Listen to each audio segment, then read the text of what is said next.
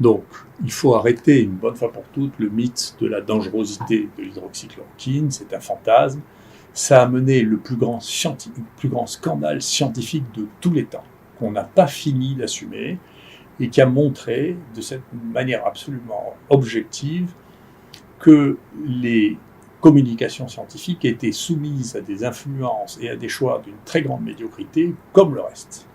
Et récemment encore, je peux vous dire, il y a deux éléments sur lesquels je sais qu'il y a eu des éléments de censure dans le Lancet, qui montraient de manière statistique que, d'une certaine manière, le tabac protégeait contre le Covid. Peut-être que c'est, bien sûr, on ne peut pas imaginer que le bénéfice du tabac soit supérieur au risque qu'il a, mais de censurer une donnée scientifique d'observation, ça n'est pas le rôle d'un journal scientifique. Chacun reste à sa place, les scientifiques font de la science, les politiques font de la politique, et ils le font à partir de données scientifiques. S'ils n'ont plus de données scientifiques fiables, alors tout ça c'est juste du contrôle, c'est juste du pouvoir d'imposer des manières de vivre qui ne sont plus basées sur de la connaissance, mais qui sont basées sur des convictions.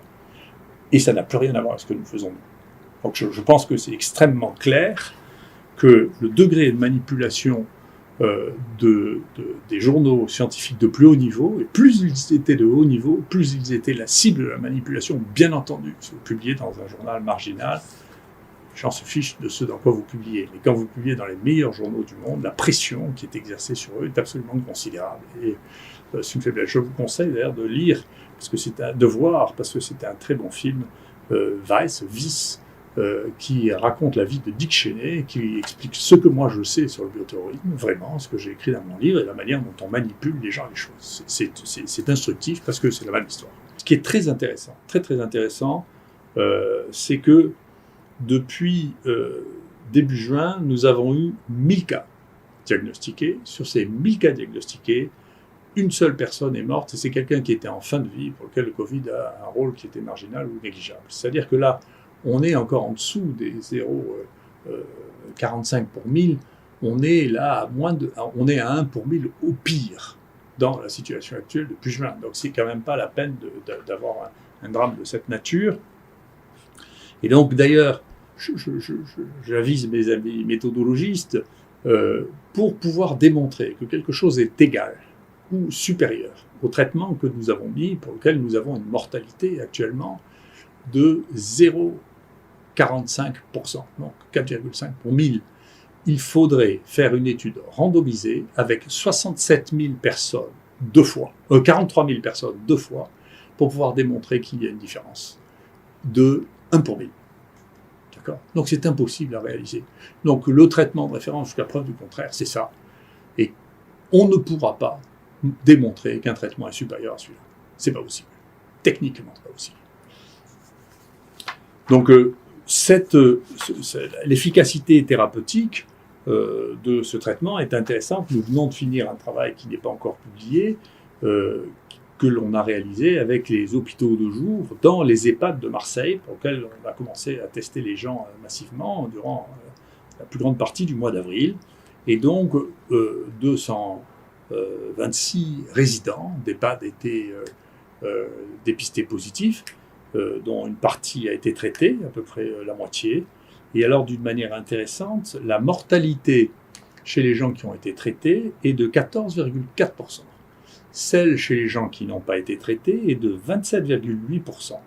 Et ce chiffre de 27,8% des gens non traités dans les EHPAD à Marseille est à peu près le même que celui de la mortalité française, qui était au 2 juin de 27,7%, c'est-à-dire 10 000 personnes qui sont mortes dans les EHPAD, la plupart du temps sans traitement.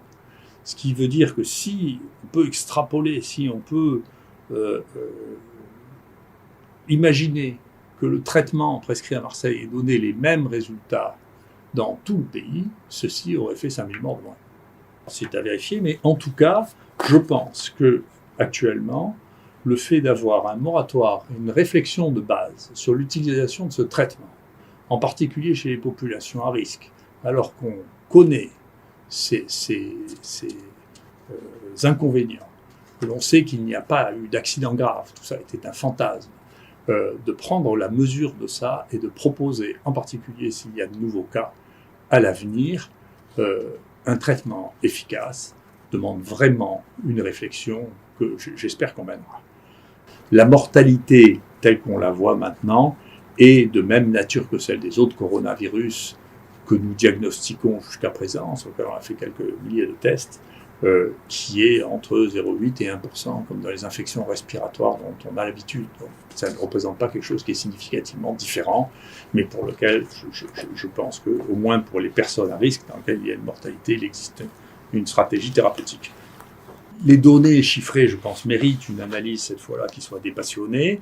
Et si on regarde ce qui s'est passé en France, il y a des zones qui n'ont pas été touchées, dans lesquelles, bien entendu, la mortalité est très faible. Et on peut dire que entre les années 2019 et 2020, il y a toute une série de zones en France dans lesquelles la mortalité n'a absolument pas changé, pas du tout. C'est le cas y compris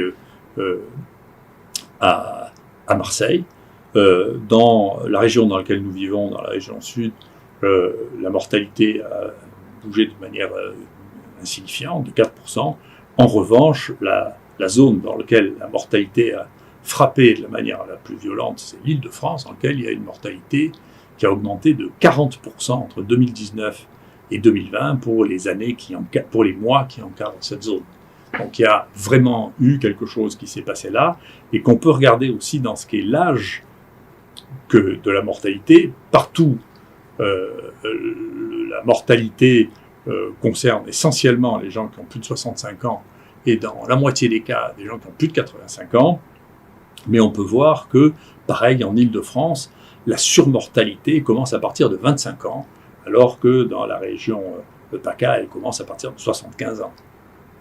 Donc, il se passe quelque chose dans la gestion des plus jeunes, et on retrouve ça, si on regarde ça dans l'analyse que l'on a entre Marseille et Paris, où on voit qu'il y a une surmortalité des plus jeunes en Île-de-France, d'une part, et d'autre part, en particulier la proportion des gens qui ont moins de 60 ans qui meurent est plus importante en Île-de-France et à Paris que ce qu'elle est dans le reste de la France.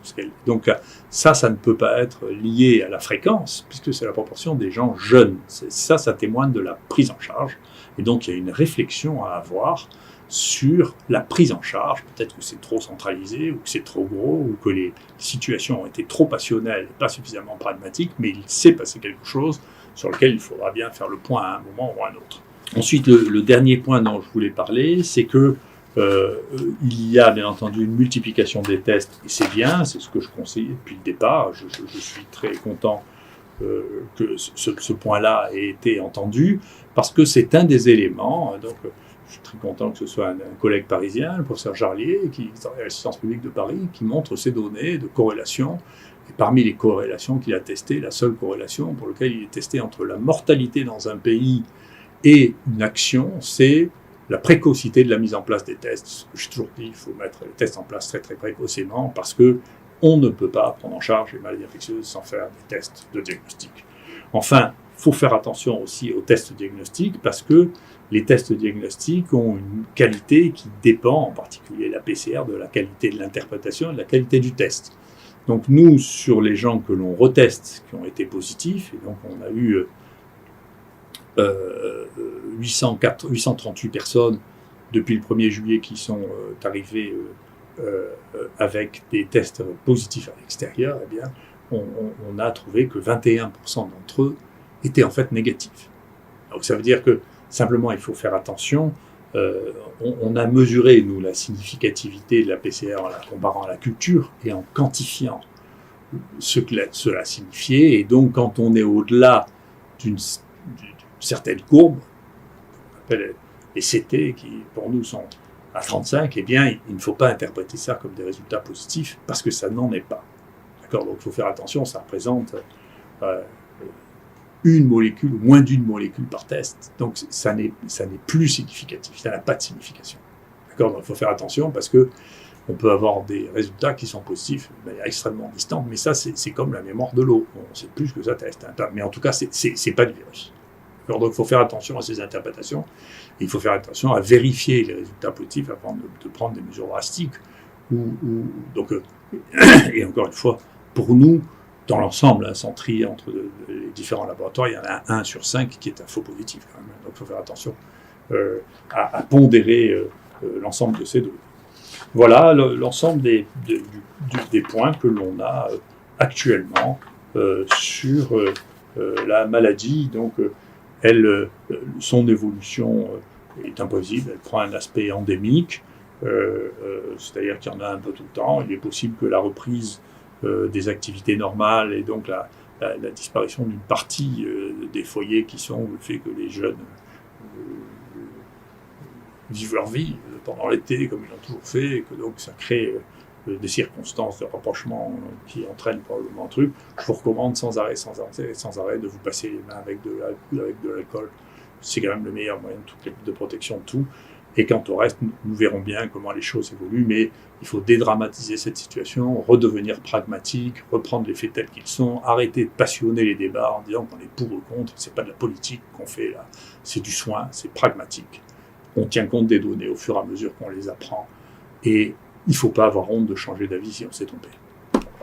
On constate qu'au début d'une épidémie, quand les choses s'accélèrent, la mortalité, la transmission, la contagiosité augmente, et puis ensuite elle diminue sans qu'on sache pourquoi. Il y a beaucoup de théories. Est-ce que c'est l'immunité générale de la population? Qu'est-ce que c'est? On n'en sait rien. C'est décrit depuis le 19e siècle. De la même manière qu'on ne peut pas comprendre maintenant ce qui va se passer l'année prochaine, parce que c'est de la divination. On ne savait jamais, personne. Aucune des prévisions qui a été réalisée et qui a excité les gens n'a permis de prévoir ce qui est en train de se passer maintenant. Il faut voir, il faut être armé et prêt à répondre à ça. C'est bien, je pense que le pays est mieux préparé au moins en termes de tests. Il faut que accepte là de donner un grand coup de lessive sur les idées acquises et revenir à la réalité pratique. Il faut apprendre à se méfier de l'emportement idéologique, y compris médicamenteux, pour revenir à des choses très pragmatiques. Voilà, parce que quand même, ceci restera dans l'histoire de la médecine, et je pèse mes mots, on parlera encore dans un siècle de l'histoire qui a fait penser dans le monde que l'hydroxychloroquine pouvait tuer entre 10 et 30% des gens quand elle était prescrite. Personne ne pourra croire qu'il s'est passé une crise de cette nature-là, tellement elle est folle. Donc, qu'est-ce qui a rendu tellement les gens fous à ce moment-là, qu'ils ont été pris à croire qu'une molécule qui avait 70 ans, qui a été prescrite à 1 ou 2 milliards de personnes, brutalement était devenue un produit incroyablement toxique. C'est quelque chose qui témoigne d'un profond problème, aussi bien de la manipulation des esprits, de l'ignorance, de l'incompétence, qui restera et qui laissera une trace dans tout le siècle à venir.